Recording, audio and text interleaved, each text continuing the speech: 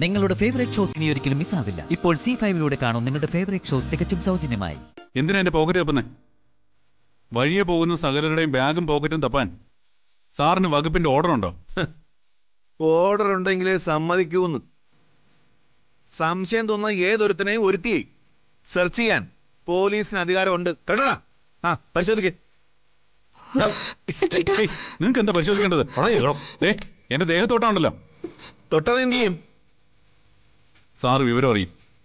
പബ്ലിക്കിന് ഒരു തരത്തിലുള്ള ന്യൂസൻസ് ഉണ്ടാക്കാതെ പോയ ഞങ്ങളെ തടഞ്ഞു നിർത്തി മനഃപൂർവ്വമായിട്ട് അപമാനിക്കാൻ ശ്രമിച്ചാൽ പ്രതിരോധിക്കാൻ ഇവിടെ നിയമ സംവിധാനം ഉണ്ട് സാറേ. നിങ്ങൾ മാത്രമല്ലല്ലോ നിയമത്തിന്റെ അവസാന വാക്ക്, ആണോ? ഓ, അങ്ങ് കസറുവാണല്ലോ. എടുക്ക്, നിന്റെ ഇവളുടെ ID കാർഡ് എടുക്ക്.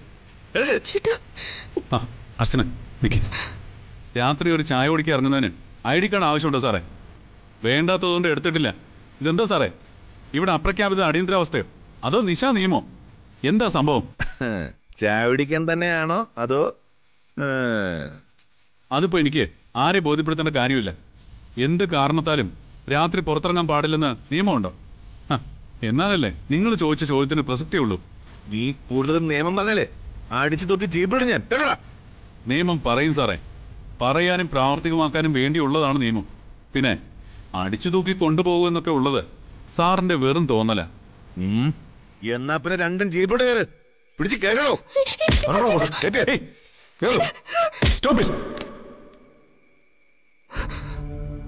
സാർമാർക്ക് നിയമം അറിയില്ലല്ലേ?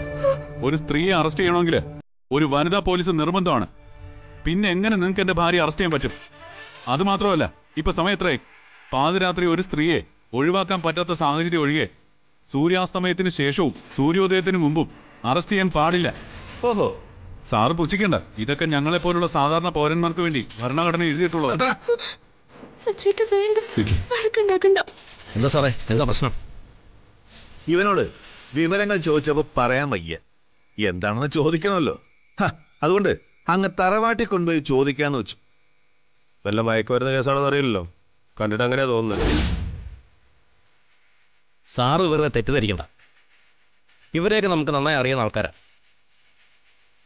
സാറിന്റെ SP സൈമൺ സാറില്ലേ? സാറിന് വേണ്ട രേഖകൾ ഞാൻ സൈമൺ സാറിന്റെ കൊടുത്തോളാം. സാറിനോടൊന്ന് ചോദിച്ചാൽ മതി സച്ചിദാനന്ദനെ അർച്ചനെ അറിയാമോന്ന്.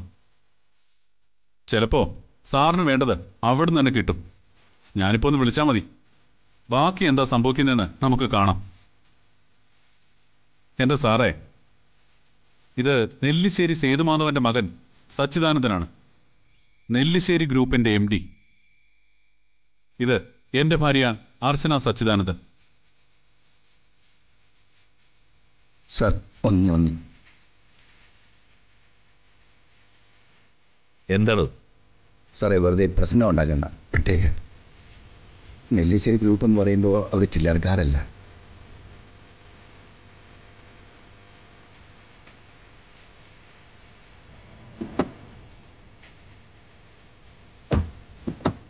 സാറേ, ആ SIക്ക് ആളെ വേണ്ടത്ര പരിചയമില്ലാത്തോണ്ട് പറ്റിയതാ. സാർ കാര്യമാക്കണ്ട. മോൾ പേടിക്കണ്ട കേട്ടോ. പോടാ.